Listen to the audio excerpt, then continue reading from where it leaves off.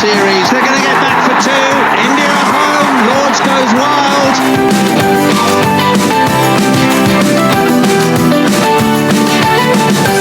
Hello and welcome to a new episode of 81 All Out Podcast. This is Mahesh at Cornered on Twitter.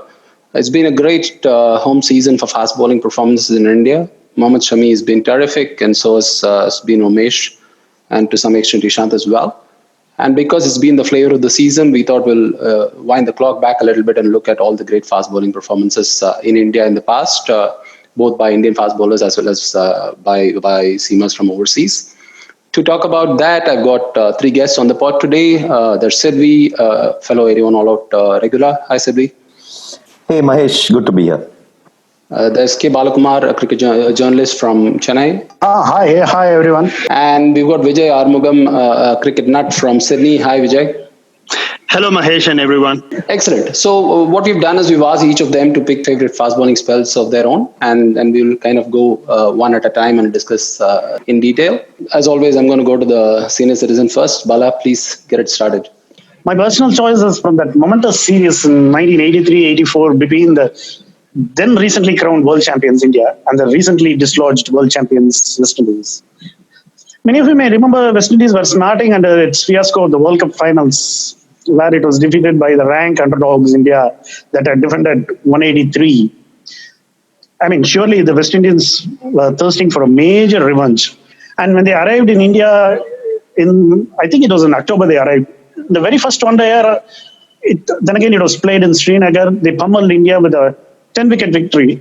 It was a rain-affected match, but they were very clear in what they wanted to do. And though they had been dethroned as the one-day champions, they also wanted to prove a point in the tests. And the first test, as it happened, was at Green Park, Kanpur. This particular match, Marshall had a few things to prove personally. His debut was against India as part of the Packer-depleted West Indies squad that toured India under Alvin Kalichan in 1978-79. Marshall did not have a very happy series, and there were some on-field issues between him and Venksak, if I remember right. Anyway, in the first test at Kanpur, West Indies won the toss and elected to bat on a pitch that was said to be green, and the conditions early winter in North India a bit conducive for swing bowling. Indian bowling, if you remember, was led by Kapil Dev, and before long, we had sent back almost half of the West Indies side for around 150. But Gordon Greenidge, who eventually scored 194, and Jeff Dujon had a long partnership. And then there was a rollicking partnership between Greenidge and Marshall. Marshall, he was quite handy coming down the order. He scored 92. That was, I think it was his highest score even after that.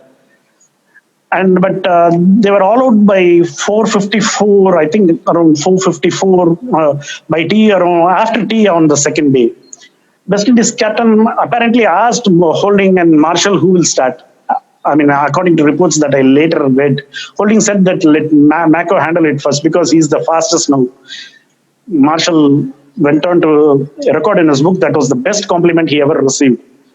Marshall, though not built in the conventional typical West Indies pace bowling behemoth, was always a skiddy and a slippery customer, if you remember.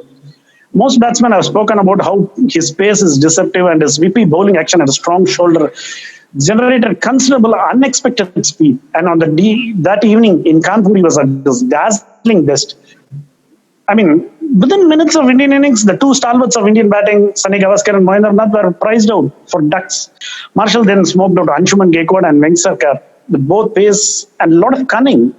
And Winston Davis also chipped in with the wicket of Ravi Shastri, and India ended the day at 34 for 5 with Marshall's spell led a barely believable, I think 4 wickets for 9 runs. It was 8 overs, 5 maidens, 9 runs, 4 wickets. 9 runs and 4 wickets. Yeah, I remember that. I mean, I just want to add that the first time I met Rajan Bala, I introduced myself, and then in discussion this came up because Rajan Bala's report had that famous headline, right? Exactly, Deccan Herald. Martial law in Kanpur. Yeah. Kanpur, so exactly. I just asked him about that. That was a very famous headline. Yeah, and the first thing he told me as a reply, I mean, Rajan Bala, of course, had this great style of talking where he would just, throw it away. And he said 8-5-9-4, and he just kept quiet. And I didn't even realize what he was talking. Then I realized the spell was 8 overs, 5 minutes, 9 runs, 4 wickets. Sorry, Bala, I think if I'm right, Sunil Gavaskar, he made the bat fly out of Sunil Gavaskar's hand. That was in the second innings. Oh, yeah, the second innings. So that also became pretty popular because Sunny felt very bad that it had never happened to Sunny before, and Marshall was It so was a good. psychological scar for both India and Gavaskar.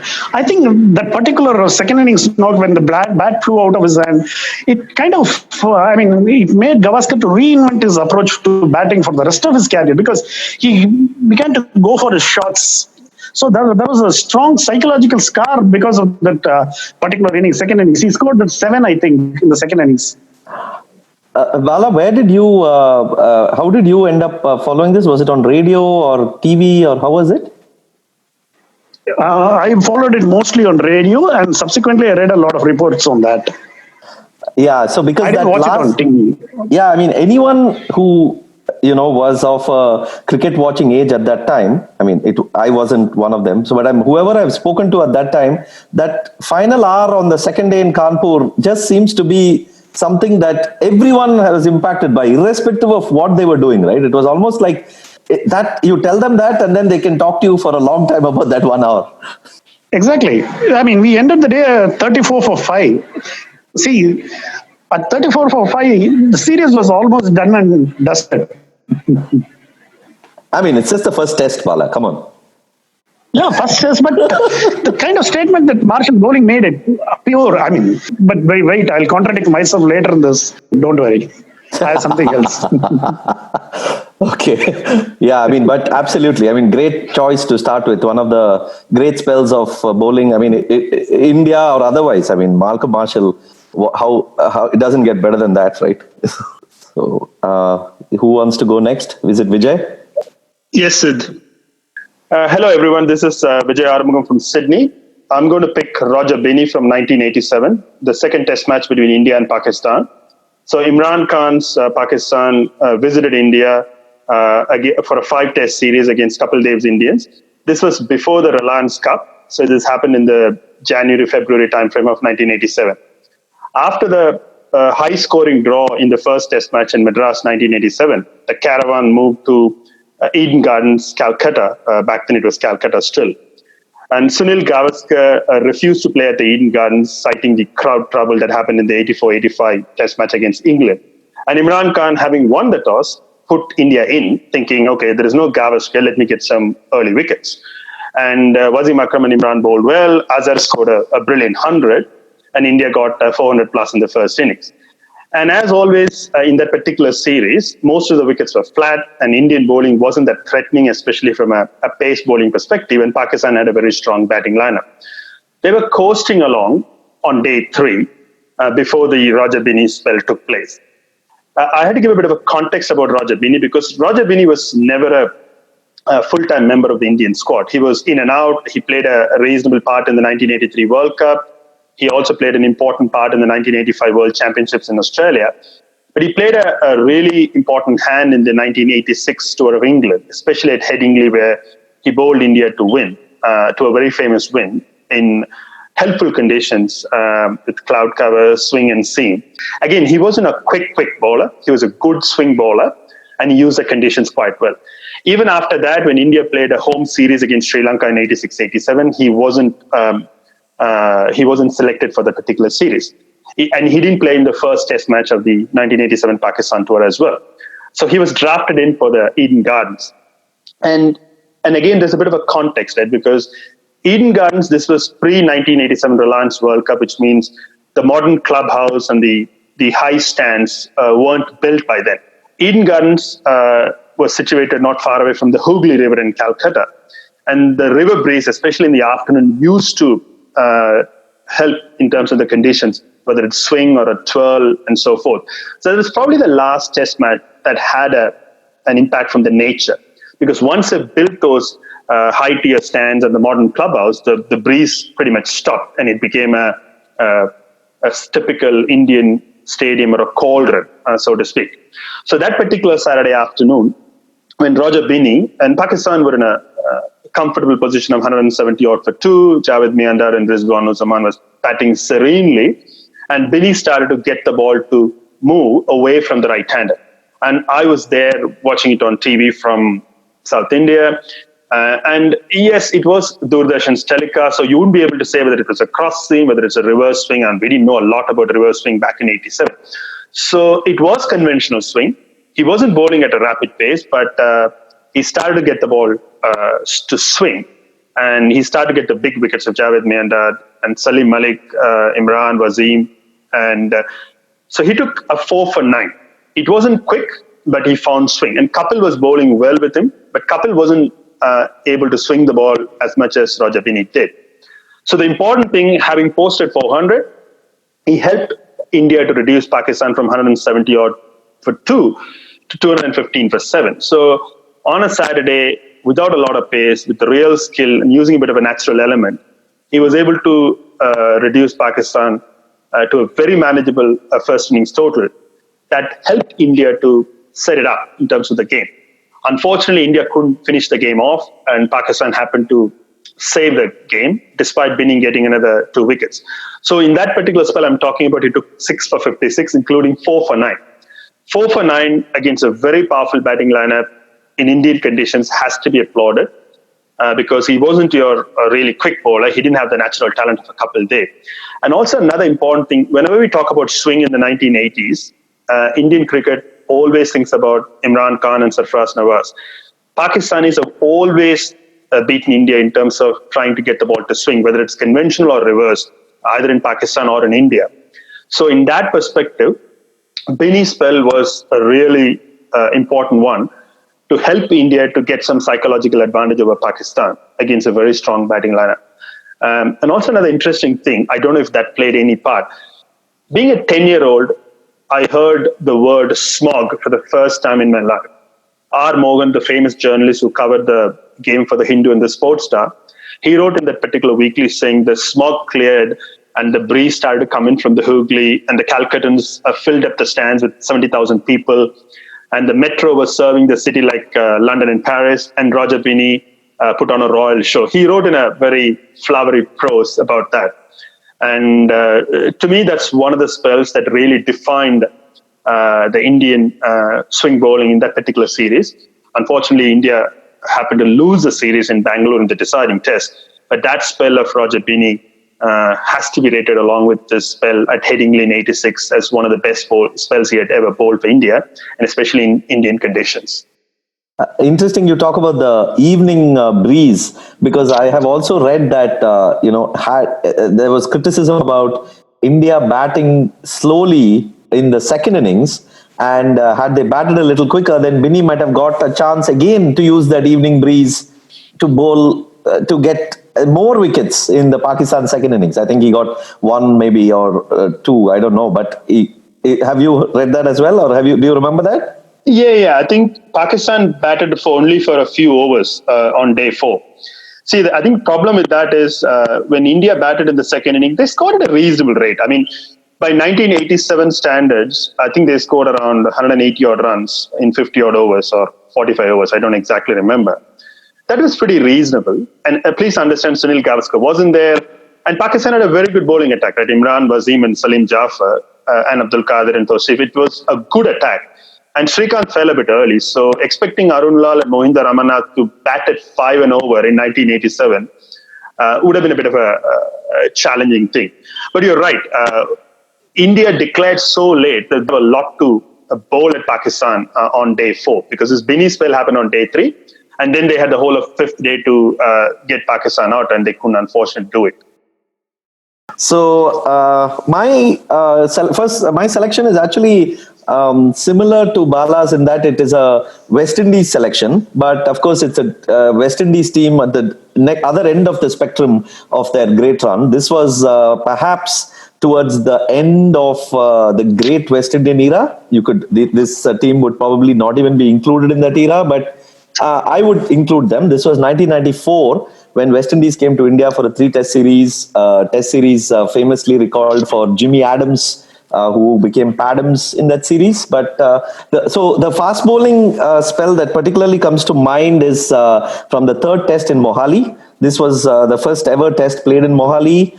And it was a pitch which nobody knew what was going to happen, and it ended up being a pretty true pitch, a fast pitch even by Indian standards, because back then India used to play quite a lot on underprepared wickets and on really flat brown wickets that would help spin from day one. And West Indies, who had lost the first test on a raging turner in Bombay, they had managed to draw the second test in Nagpur thanks to Adams. They came in here, they won the toss, and Courtney Walsh had an injury, but he still played. I mean, he had a neck injury, but he was the captain of the team. He still played. And they batted first and they posted 400 plus. Adams again scored. Then basically, they decide. I mean, Courtney Walsh and Kenny Benjamin is what I remember, but I also realized there was Cameron Cuffey in that team, but I don't really remember much of his bowling. But Walsh and Benjamin, the way they basically started hitting the deck, and it was short, but it wasn't like exaggerately short. I wouldn't say it was like the short pitch that you see in pitches in Australia or even in West Indies of those days. This was the kind of short of a length bowling where the ball was taking off and coming to you at the chest to the neck sort of height and sometimes to the head height. And it was accurately done. It was beautifully done. And Manoj Prabhakar was the only batsman who somehow survived that. He made a century. And India sort of got close to the West Indies total. Then West Indies came out. They just smashed everything around. I don't know what India were thinking, but the West Indies just scored really quickly, gave themselves time. And then that final day, I remember seeing highlights of this. I think it was a school day, but I clearly remember seeing highlights of this. And Kenny Benjamin and Walsh, and they just came in the same length again, and this time India had no clue. I mean, by now it was almost like and yes, on the fourth evening, Walsh bowled a short ball that got through Prabhakar's visor and hit him, and it sort of hit his nose. It broke his nose. There was blood, I remember, and he had to retire hurt. And that was an image also that stayed in my mind. I hadn't seen that in an Indian conditions, at least since I had started watching in the late 80s. So it all came together, and then the next morning it was just it was a blowout. They bowled the length. Vinod Kamli, perhaps the beginning of the end of Kamli's test career, when again he got a short one and he he tried to he didn't know what to do with it. He was caught between pulling and hooking and just evading, and then the ball went to short leg and. Sachin actually got a full length ball which he just sort of scooped to the covers. But other than that, even though the batsmen got full balls that they got out to, they were basically quite unnerved by the short pitch bowling that came earlier. So if you see highlights, there's a very interesting YouTube clip there with Tony Cozier doing like a series review. And if you see highlights, you'll see a number of batsmen getting out to full pitch balls. But I clearly remember that the reason why they were going for those drives is that they were suckered into it. I mean, the short ball really messed with them, and so West Indies basically won the match. They drew the series, and until Courtney Walsh, basically, I remember at the end of the game, he said he has still not lost a series for West Indies. So that is in '94. He went on to lose later, but till '94, Courtney Walsh had not lost a single series for West Indies, which in that post-match presentation, I still remember that lines. Southee, this is Vijay. I would like to add one more thing. I think the context is a very good thing you talked about the first test match. Though Tony Cozier had covered the 1974-75 series as well as the 83-84 series that Bala talked about, West Indies had never complained about the pitches in India till then. But in that series, Ambrose didn't come and Desmond Haynes didn't show up. They thought who'd travel to India, they were tired and stuff. And then the Mumbai was a raging turner, and there were a lot of complaints and whinging from the West Indies. And more importantly, when they went to the second test in Nagpur, a lot of fruits were thrown. And Courtney Walsh pretty much said, I'm going to boycott the tour if this continues. And they went to Mohali. And remember, Mohali was still under construction. There was a lot of construction debris and dust, and they were not very happy about the conditions. But the only thing, and I remember Adams and others talking about it, the only thing that kept them interested was the pitch, as you rightly said, because this was an un-Indian wicket, Daljit Singh being the curator. It had good bounce. It had a good look to it. So they said the only good thing was the pitch.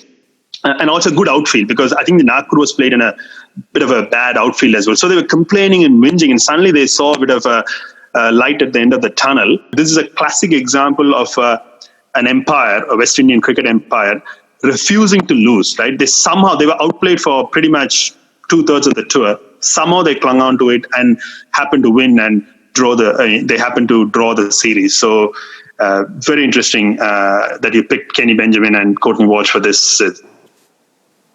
So, Mahesh, you want to? Yes. So I'm going to go with a parochial pick here, not necessarily for the same reasons, but I'm going to go with Lakshmipati Balaji's brilliant spell at Mohali against Pakistan.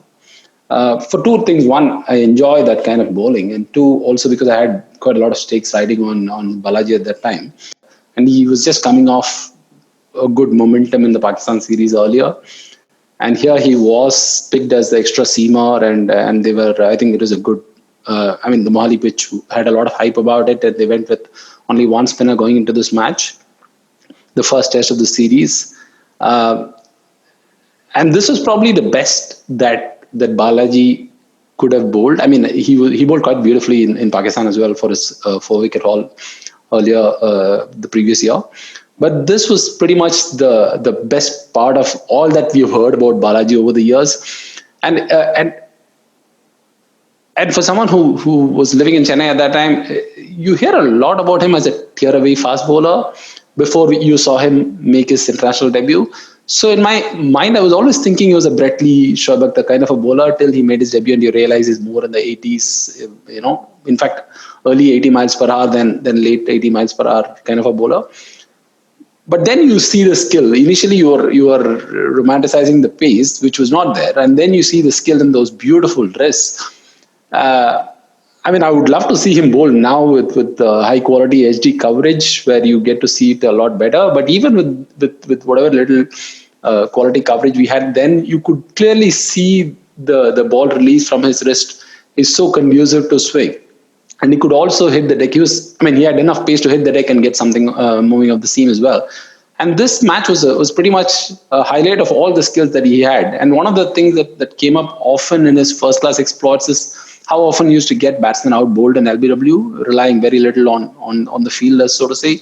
Again, this match had that. Tawfiq Umar was bowled by a beauty. And then in the second innings, he bowls an absolute corker to Yunus Khan, who actually leaves the ball and gets bowled.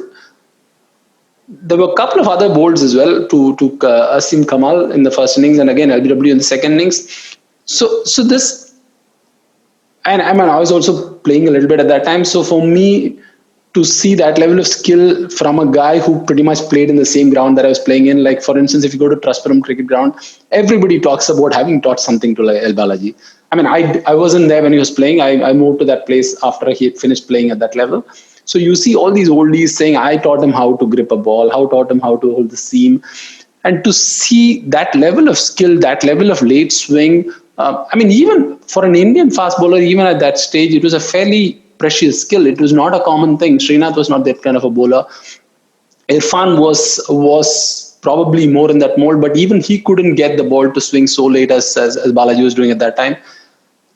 And of course, there's always a parochial pride. So I absolutely enjoyed that spell, and I thought he would go on to have big things in life after that.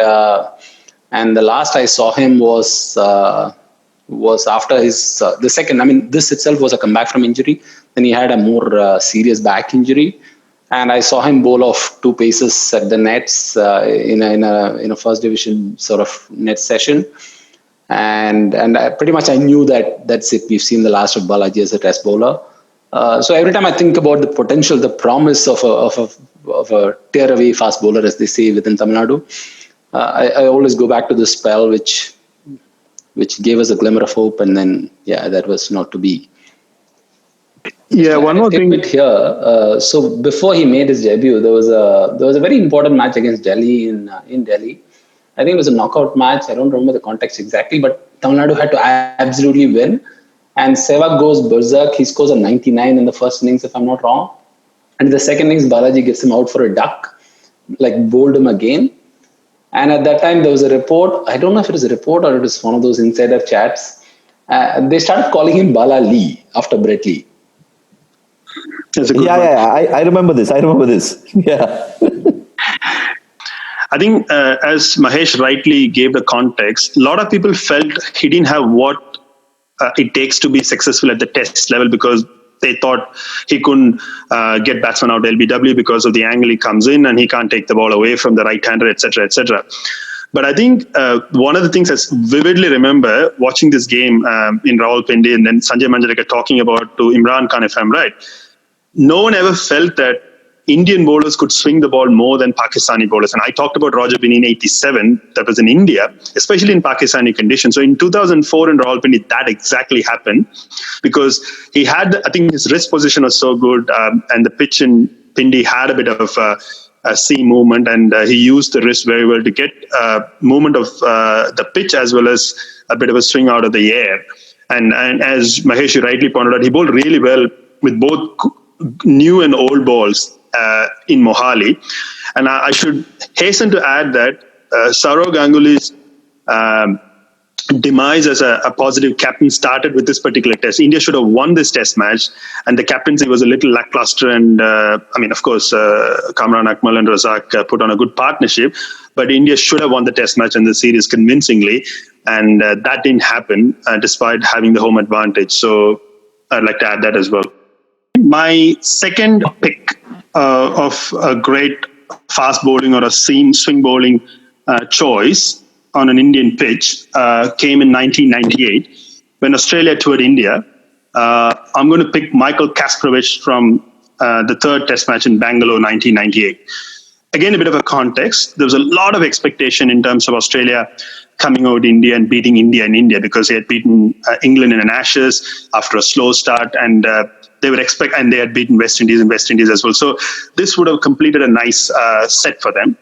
But unfortunately, Glenn McGrath and Jason Gillespie weren't available to tour India, which means they had Paul Rifle, they had Michael Kasparovich, they had Adam Dale, and they had Paul Wilson, who's now an umpire, the Victorian, along with, of course, Shane Warne. Shane Warne was coming back from a surgery as well. And everyone knows about the Sachin Tendulkar Shane Warne showdown in Chennai. India went on to win the test match. But the important part was Paul Rifle was a little below par in that first test at the MH Chidambaram Stadium, and he was injured and he fell out. So Australia had to reinforce and they had to bring in Paul Wilson to complement Michael Kasparovich. And unfortunately, Paul Wilson had an injury and he had to go out of the field after 10 or 12 overs. So Kasparovich was carrying a very heavy load. And also, don't forget, Michael Kasparovich is a swing bowler who's usually a first change bowler.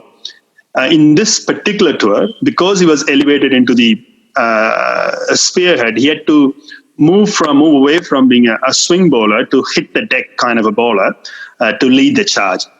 So he had to change his bowling action, and he had almost lost 9 kilos of body weight in the first two test matches, especially in Eden Gardens on a couple of hot days, humid hot days with one bowler short. So the caravan moved to Bangalore for the third test, with Australia being 0-2 down. And one would say it was a kind of a dead rubber, but Australians were very, very keen to make amends.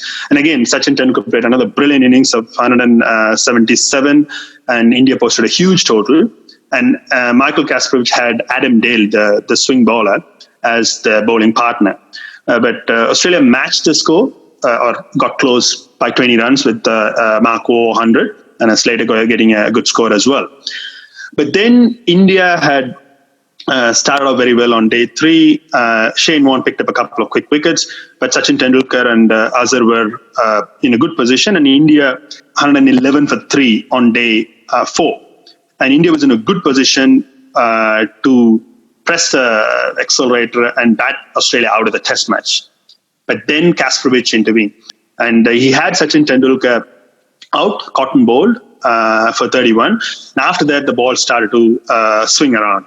and then after that, everything was kind of tailing in. He got Azhar bowled, and then Gavin Robertson and Vaughan took a bit, and then he bowled the tail out, Harvinder, Raju, and Harbhajan. It was 5 for 28, and from a healthy position of 111 for 3, India were bowled out for 169. Those kind of collapses weren't very common in India by visiting quickmen. I mean, Kasparovich is not a really quick bowler. He was a swing bowler, but he was finding a lot of swing that particular day, the Irish or the reverse swing. The interesting aspect is, at the end of the match, Ian Chappell interviewed him. Ian Chappell, back in 98 or even till 2006 or 7, he never believed in reverse swing. I vividly remember Chappell asking Kasper, so you found some good swing on that pitch? And Kasparovich immediately said, no, it's reverse swing. And Ian Chappell didn't say a word because he didn't believe in reverse swing.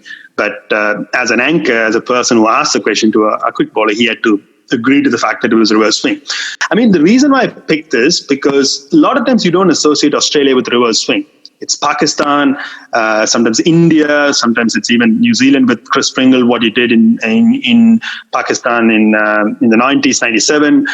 Australia somehow they play the game in the traditional way of whether it's Dennis Lilly or Glenn McGrath. Reverse swing wasn't needed.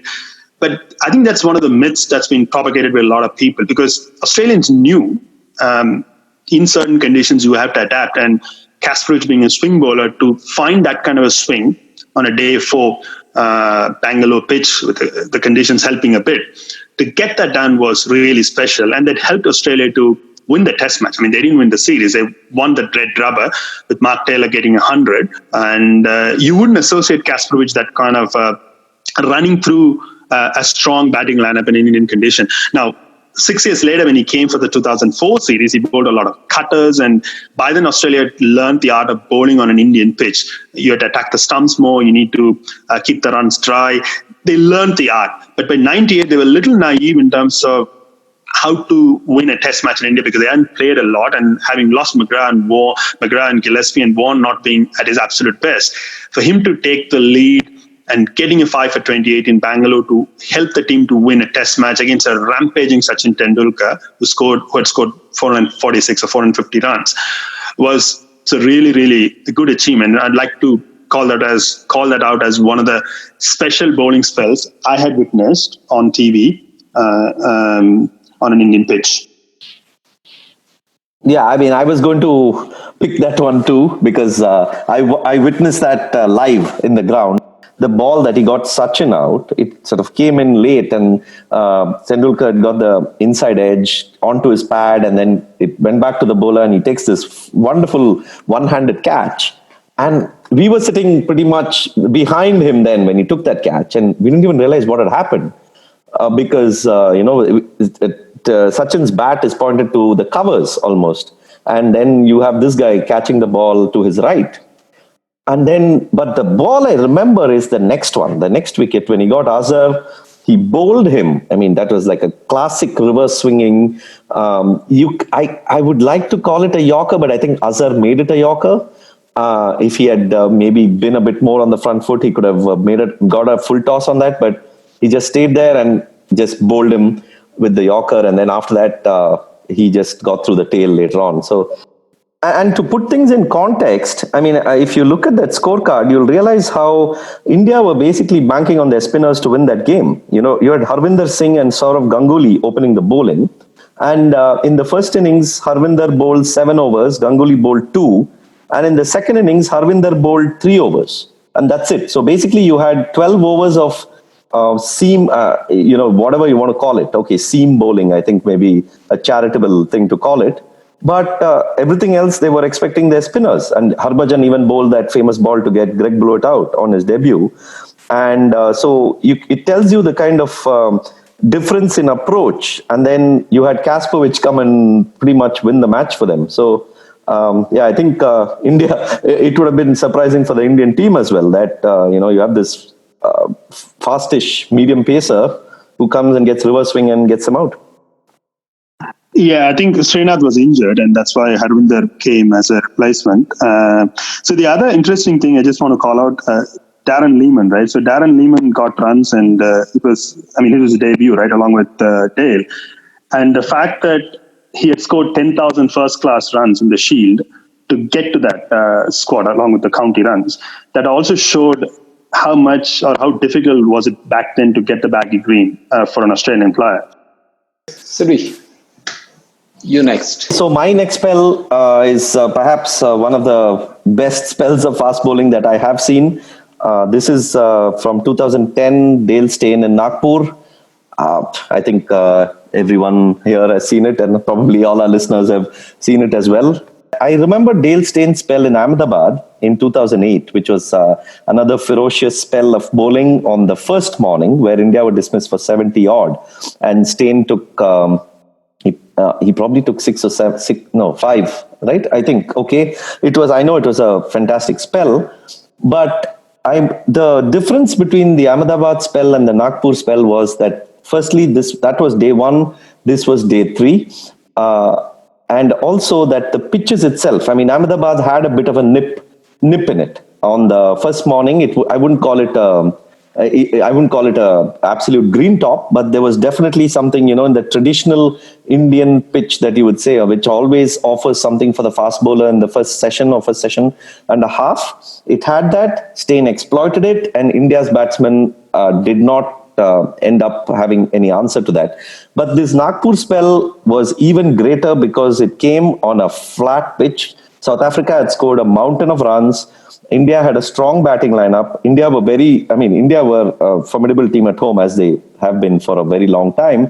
But, that was a pretty good batting lineup. But Steyn was just ferociously quick. There was both swing in and out, but of course he took a bulk of his wickets with the in swing, the ball that came in. It was there was a lot of bowls, but the ball of the spell for me was the ball that got Sachin Tendulkar. It was an outswing ball. It pitched absolute pitch perfect on. It's like maybe an inch or two shorter than good length. Tendulkar had no option but to play it because, if he probably wouldn't have in that split second. If it had come in, then he would have been LBW. He had to play it. It took the edge, like a feather of an edge, and it went to the keeper. And that for me was like absolute masterful bowling. I think Sunil Gavaskar was on air. He was just going gaga over it. And I would, actually look at that ball as the obverse of the ball that Alan Donald bowled to Tendulkar in 96, which was that steep in cutter that got him bowled through the gate. And if you see Dale Steyn's reaction, he almost, the ball has got the edge, but it almost feels as if he doesn't know that the ball has got the edge, because he's like, oh, that just missed. And then he realizes that, the ball has got the edge and it's out and it's perfect. So it's almost like even the bowler, he feels it's too good to be true. That's how I took it.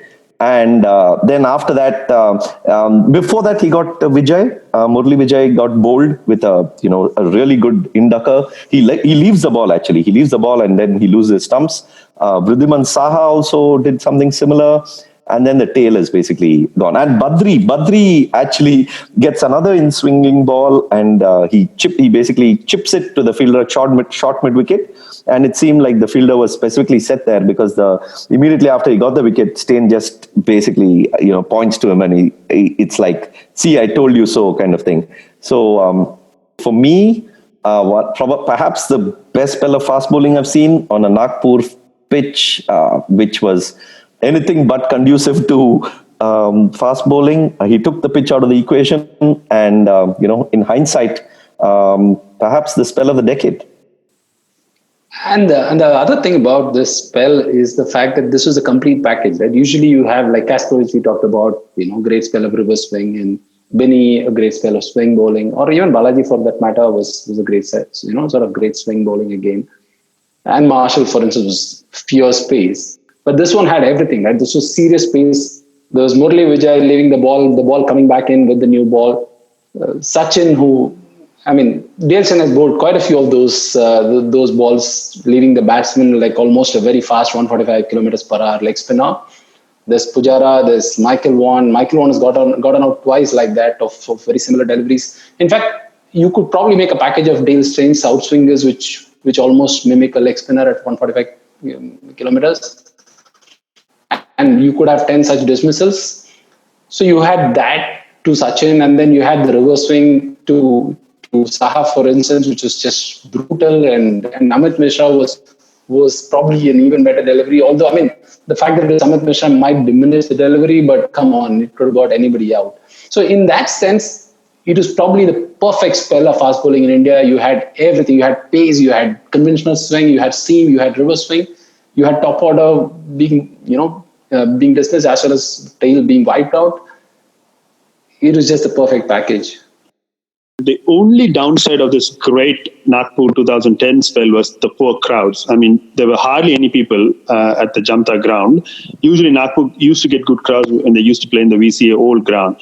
Once they moved to Jamta, the crowd started to dwindle out because it's too far and stuff. That's the only downside.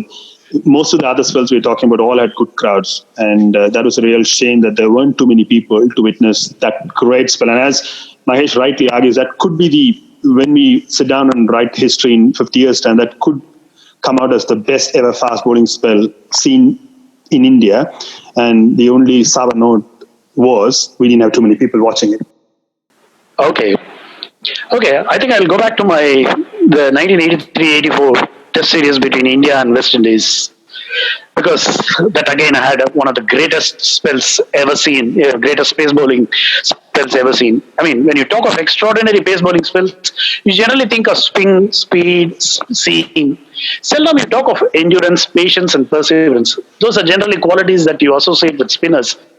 But this spell I'm referring to is possibly a tour de force of mind over matter, when a speedster just kept going on and on and on and on, just like that bunny in that battery advertisement. The pace bowler in question is, of course, the peerless Kapil Dev. And the match in question is that Ahmedabad Test against West Indies in that 83-84 series. It was an interesting test match, though India had lost the first test at Kanpur by an innings, but it somehow managed to draw the second test. I mean, the second test was at Delhi, and Gavaskar equaled Bradman's record of 29 centuries. So India was still in the series. I mean, Sidhi, I told you I am going to contradict myself. This is where I am contradicting myself. India was still in the series. But the pitch in Ahmedabad was a little underprepared and had a bit of inconsistent bounce. The match was, Windies batted first and scored a middling 281. It was neither there, because considering the pitch, it was a middling score, 281. India responded with 241. The important highlight of the Indian innings was Gavaskar's 90. It was a rambunctious innings. 120 balls, 90. I told you Gavaskar reinvented himself after the Kanpur fiasco. But we'll get back to West Indies' second innings. They had 40 runs lead. They were not really very far away. So India had a chance to save the test, win it, and keep the series alive. But unfortunately, apart from Kapil Dev, no other Indian bowler was really effective. The pitch didn't offer anything except for the spinners, Shastri and Maninder. Kapil Dev quickly sussed out the conditions. He knew that he was the only bowler who could take wickets. So he kept himself on from one end. The West Indies innings, I think I checked the scores, it lasted 60.3 overs. 60.3 overs, and in the total, Kapil Dev bowled 30.3 overs himself. He bowled continuously from one end. Seriously, I can't imagine any other modern day fast bowler bowling nearly 31 overs at a stretch. To just give us a perspective, it's just slightly over 7 T20 matches. Even though Kapil Dev's bowling was spread over 2 days. To take the wickets of Greenidge, Richards, Lloyd, Logie, Gomes, Dujon, among others. They were all great batsmen. His bowling figures read 30.3 overs, 9 maidens, 83 runs, 9 wickets. The best bowling figures for an Indian at that time, till Kumble bested it with his 10-wicket haul against Pakistan and Delhi. But for me personally, Kapil's show at Ahmedabad will remain the most remarkable bowling spell by an Indian ever. Of course, India lost that match, but Kapil created history that is difficult to match. Yeah, one other thing. So, Bala, good update. I think the other thing is the absolute lack of support for Kapil. So, as you rightly said, in the 9 for 83, he had to pretty much captain the side, bowl non-stop and take wickets with no support. So there was no constant pressure from the other end to keep the West Indies on a lid. Had he had some support of any decent Manoj Prabhakar or even a Roger Binny played and didn't bowl too much with an injury, who knows, India might have won this test match. I think it's almost like a solo act with little support. Okay, Mahesh, you can go next. So yes, it's been a while and we haven't talked about Srinath. So I'm going to pick the definitive Srinath spell, which is not Ahmedabad, but the Calcutta Asian Test Championship one against Pakistan. This is not the context, but just a funny anecdote. Just the test before, when Kumble took his 10-wicket haul in Firozshah Kotla, Srinath bowled a couple of overs trying not to get wickets, like deliberately bowling wider so that he doesn't dismiss batsmen even by accident, and then leaves the last wicket for Kumble to take.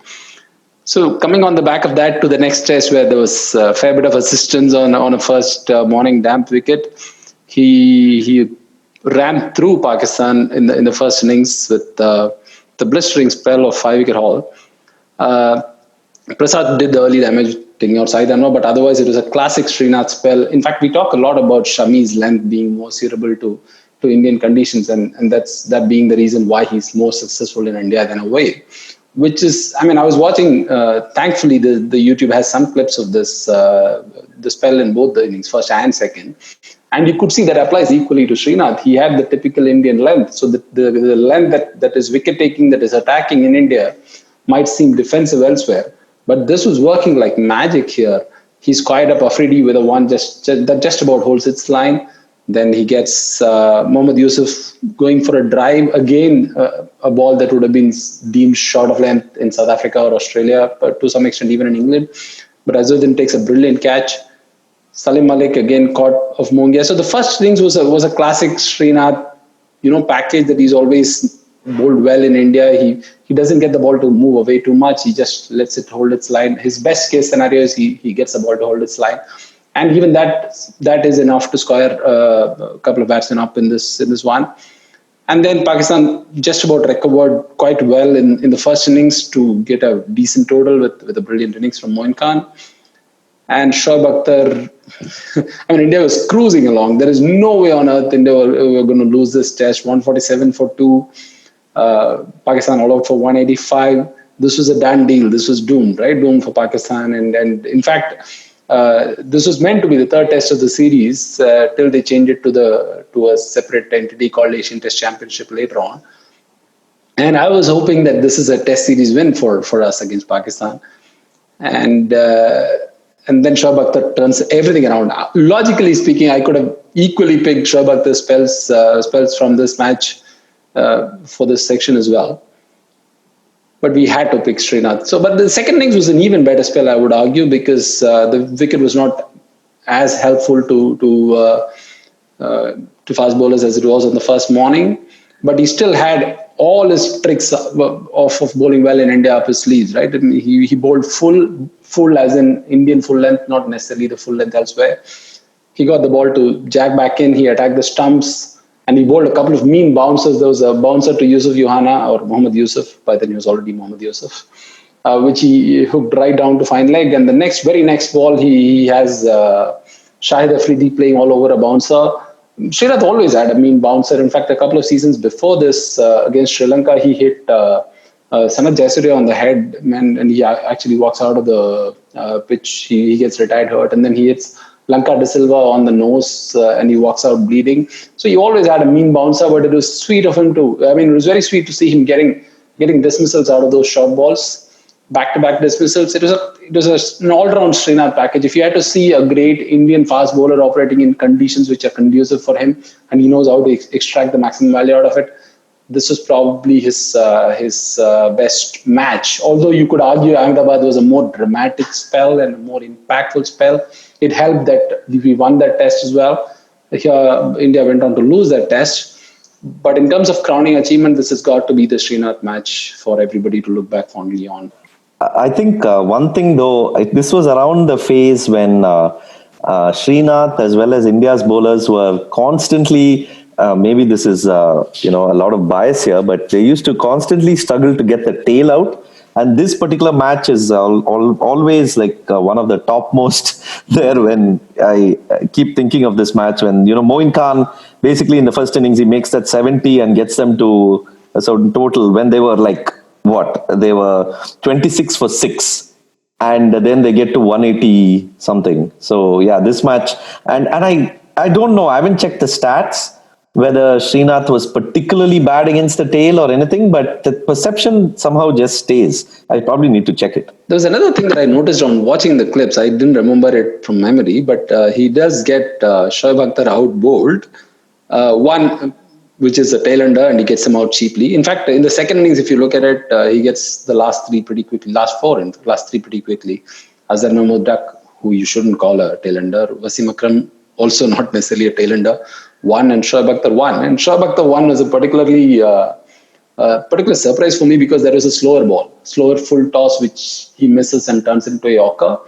And for the longest time, Srinath actually believed that it's not a fast bowler's job to bowl a slower ball. In the second innings, Syed Anwar and Yusuf Yohana, or Mohammad Yusuf as he was called, they were coasting along. The second new ball did the trick for India, right? So basically, the first new ball of the first innings and the second new ball of the second innings. So it's a classic. It's not a reverse swing. It's more like 2 new ball spells to get 13 wickets. To be honest, this has to be rated as one of the very best new ball spells ever bowled by an Indian fast bowler. And he was truly fast because he bowled reasonably quick as well in the annals of Indian history. So my last third and final spell would be, in my opinion, in my biased opinion, the best ever fast bowling spell bowled on India with little reward to show for.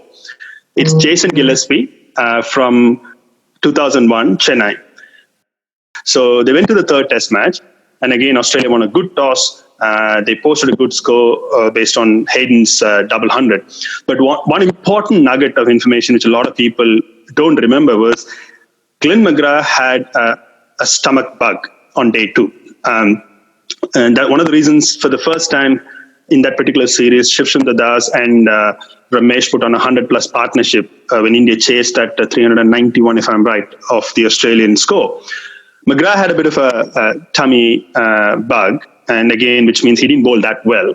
So day 3, he started off really well by getting Das and Lakshman out, and then they got into a roll.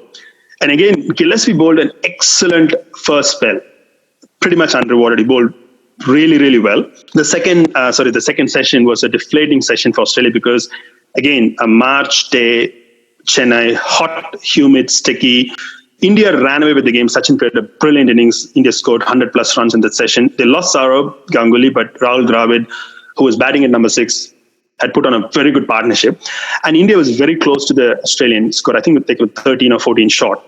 So Australia had the tea break, and they had to come back, and that series was pretty much going India's way because it's 1-1, and if India has another good session, take the lead beyond 150, it's game over for Australia. And enter Gillespie. To me, the best thing about the spell was we talked about Dale Steyn in Nagpur. It was swing and the pace.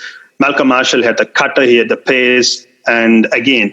But the important thing, even Marshall played in wintry conditions in Kanpur. But here it was really, really hot day. Ian Chappell, who was never prone to give excuses, even he was giving a bit of excuses. That too for Steve Waugh's team. Can you imagine Ian Chappell giving an excuse to Steve Waugh's team? That happened in Chennai 2001, folks. He was talking about the sticky weather, the humid weather, some misfieldings. But Gillespie bowled like a hyena. I still recall the hyena. I mean, it's probably more to do with the bird-like action he did in the previous Eden Gardens test when he did for a couple of balls. But somehow you felt he never gave in. But unfortunately for Gillespie, he bowled against 2 very well set Sachin Tendulkar and Rahul Dravid. A lot of good length balls reared up. A lot of balls were almost unplayable. And Gilchrist dropped a catch of Rahul Dravid. There was another, lots of plays and misses. But more importantly, he extracted a lot of vertical bounce of good length, not short pitch bowling, of good length. And he really, really tested out both Sachin Tendulkar and Rahul Dravid. But he had nothing to show for. But then in the end, he got Rahul Dravid out and he got Sachin out as well. So at the end of the day, it was a 2 for 88 spell. And a lot of people would say, if you had just looked at the scorecard, would say, hang on, 2 for 88 after 30 odd overs, what's the big deal? But that's where the scorecards lie, right? Because the effort. He kept Australia in the game, and at the end of the day, on day 3, Colin Miller and Vaughan took a few wickets to get Australia to a touching distance. I mean, India were ahead, but not really. India hadn't batted Australia out of the game. So Gillespie's, that particular spell was the fastest seen on Indian soil after Malcolm Marshall's 1983, 18 years later. Of course, then Steyn bowled that fantastic spell 9 years later. So to me, that was the best part. But again, in the second innings, Steve Waugh felt 150 was pass go for Australia to defend. And again, India were in a good position. Gillespie again bowled his heart out. The most important thing, he took Sachin Tendulkar out in a very unusual fashion. I mean, I think once Sachin Tendulkar got into the tennis elbow after 2004, it happened at Faisalabad in 2004. It happened in Rawalpindi 2004 or 2006 Faisalabad, or Mumbai, Mohali 2006. He used to get out sometimes to short ball, but it wouldn't happen till 2003 or so forth because Sachin was such a good player with good technique. To bowl that round the wicket spell, and he got an absolute lifter, and Sachin fended the ball to Mark 1, the second slip, has to be one of the best balls produced on Indian soil. Of course, in hindsight, that was a no ball because he was just outside the popping crease on the right-hand side. But you had to give 10 out of 10 for the efforts. And again, he took Saurav Ganguly out. But again, McGrath and Gillespie tried their best, but they couldn't win the test match. India got the runs quite well with 8 wickets down. But to me, those 4 wickets Gillespie took in the test match didn't reflect the way he bowled. But as they say, right, things will even out over a period of time, however cruel it is. Gillespie didn't bowl as well as he did in 2001 in Chennai when he came back to India 3 years later in 2004, albeit Sachin Tendulkar didn't play in a couple of tests, but he was richly rewarded. He got heaps of wickets. He didn't bowl as well as 2001, but he got a lot more wickets. Perhaps between 2001 and 4, the luck evened out and he got the rewards. But to me, that spell in 2001, unfortunately, the ball by ball YouTube video is not available. You get a lot of highlights. I got the DVD as well, but again, it's not full. If there is one spell, I would like youngsters to watch ball by ball to understand how difficult in a stifling March heat, sticky weather on a difficult day to bowl, that would be. I was there at the ground, and that was my first test match live at the ground. And I think I might have said it somewhere else, but I'm so ashamed to say that today. But when Lakshman got out trying to pull Colin Miller and Marco takes this breathtaking catch, I thought that was it. We had lost the series. I was sitting right on top of the D stand. By the time I walked down from the top tier to the gate, Cyrus Bartile got out. So we were absolutely sure India was going to lose, and we didn't want to be there to witness that. So four of us went there. 4 of us left the ground, and we come home and we saw the winning shot from Harbhajan, the slice to third man for a couple. I was not there. Yeah, I was nearly there. Are you kidding me? You seriously? That's Scars of 99. This is clearly. Yeah, I mean, Scars of 90s. I mean, not just 99. There's a sequence of it. Of course, 99 is the worst. So we didn't. I am the only one who wasn't there in the ground for the 99 test. The three other guys were there. So they had deep scars, right? I mean, so they said, "No, I don't want to be here. Let's go." Wow. Yeah. So the other thing I would like to say is, to me, the other thing that signifies that Gillespie spell was somehow, I know we had Malcolm Marshall bowling and Hall and Griffith bowl in the 50s and 60s. For some reason, fast bowlers were avoiding India. Dennis Lilly never played test matches. Freddie Truman never played. And then we didn't have Ambrose coming to India in 94, and then McGrath wasn't there in 98. So here, fast bowlers coming in and trying to blast India out with their pace on a docile pitch kind of made me, almost had a Stockholm syndrome for Gillespie. I had a bit of a soft corner after that, because he kind of felt, here is a guy who comes in very difficult conditions. He tries his level best to win, blast India out. And one of the interesting things recently, we had one of those discussions in a WhatsApp group about an all-time 11 Australian team. And somebody who knew his cricket, I thought who knew his cricket, picked Brett Lee over Gillespie. And I went absolutely mad. And I said, if someone picks Lee ahead of Gillespie, sorry to say, you don't know Test match cricket. I was so condescending, but probably this spell and what I'd seen Gillespie do in South Africa and England and other things made me say that I'm sure most of you would agree with me that Gillespie was a much better Test match bowler than Lee, though Lee had much better pace and he had more things going for him in the one-day cricket. Absolutely, no doubt about that. All right. Quick, Vijay. Moving on. Sidvi. So this is going to be a little different. This is actually just going to be a spell of 14 overs. But I think one of the most electric and exciting spells of 14 overs that I've seen. This is the Dharamshala Test of 2017 in the second innings when India had that small lead of 30 odd runs. I think it was 32 runs. And then that 14 overs that Bhuvaneshwar Kumar and Umesh Yadav, they bowl to, basically get the top order, get the Australian top order out. And I think it's a combination of things that made me really, really take to that spell. And I keep thinking about that spell every now and then. And not because, it was a very good spell of bowling by both bowlers. But also, I think there was something to the energy there and the unexpectedness of that thing. I mean, first of all, there was a bit of a mindset to bowl short. And it was almost like they had decided, okay, now we're going to basically bowl short and get at these guys. And of course, context being this was an extremely closely fought series. And you have these two Indian fast bowlers go out there and just keep, there is a barrage. You have balls, really, really well-directed short balls. And it was pretty clear that the Australians were taken aback by this. I mean, sure, you expect a good Indian bowling, and Umesh the bowlers had done well throughout the series, not just spin bowlers, but there was something about the manner in which these two bowlers went after the batsmen. They targeted their, ribs. They targeted their shoulders. You had batsmen basically taking evasive action, keeper collecting it high above like he would do in Australia. And just that passage of play was absolutely pulsating for me to watch. And, there was a drop catch in all this. Karun Nair, I remember, dropped a catch of Bhuvi. But then quickly, Umesh gets David Warner out.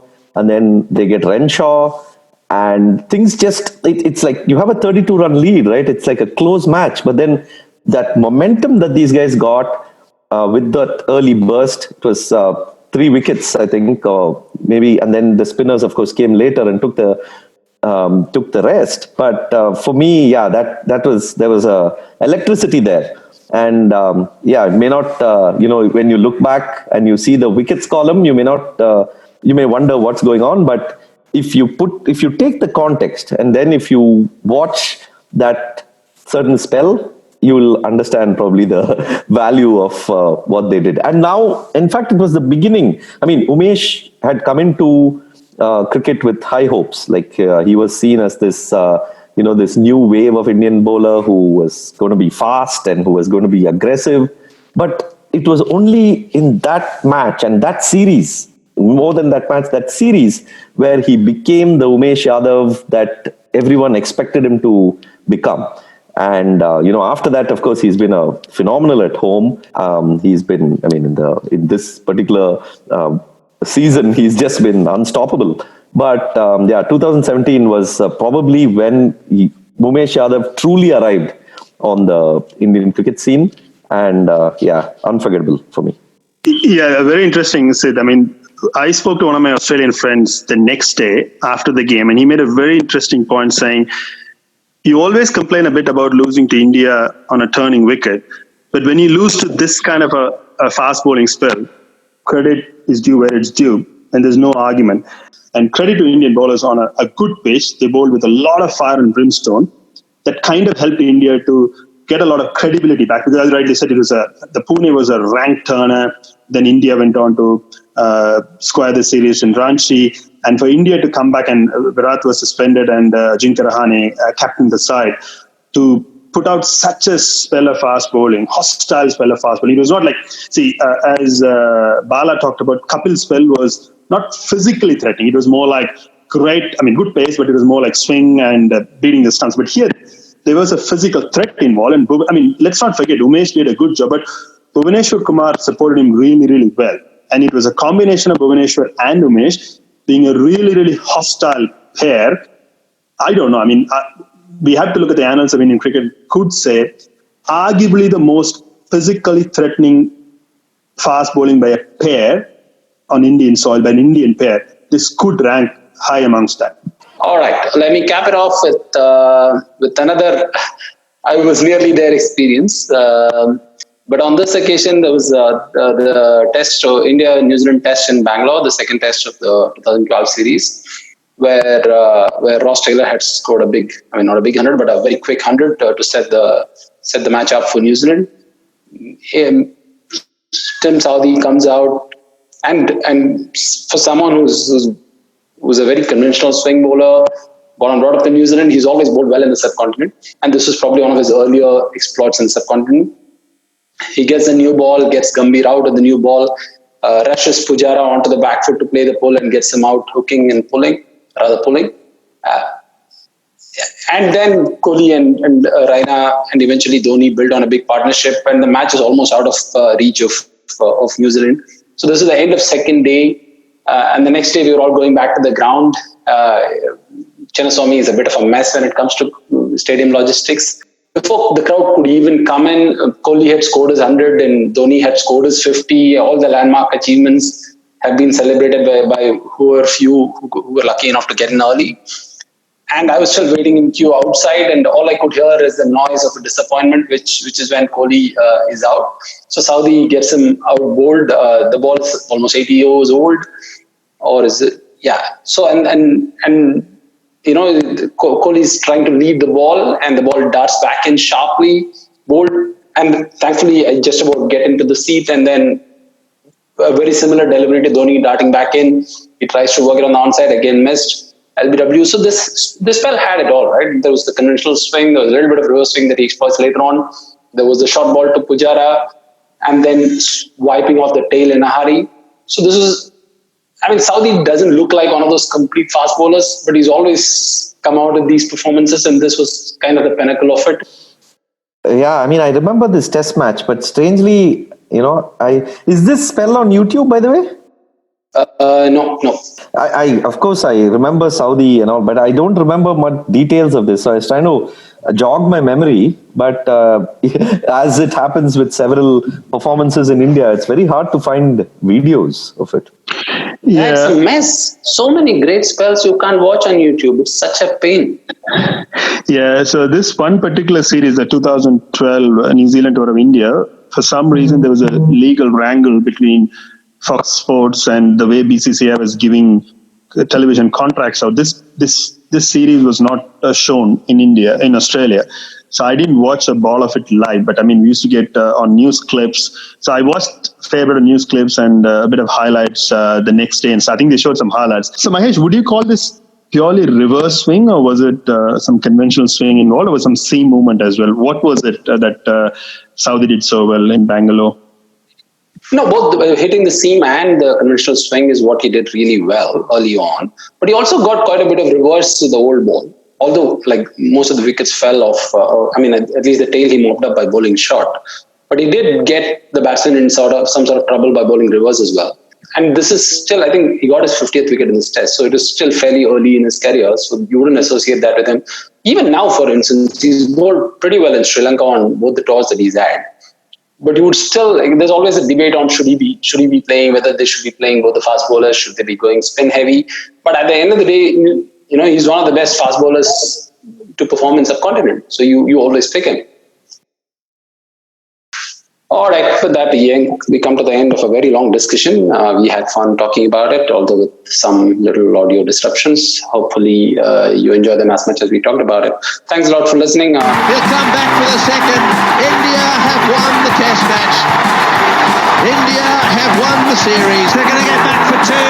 India at home. Lords goes wild.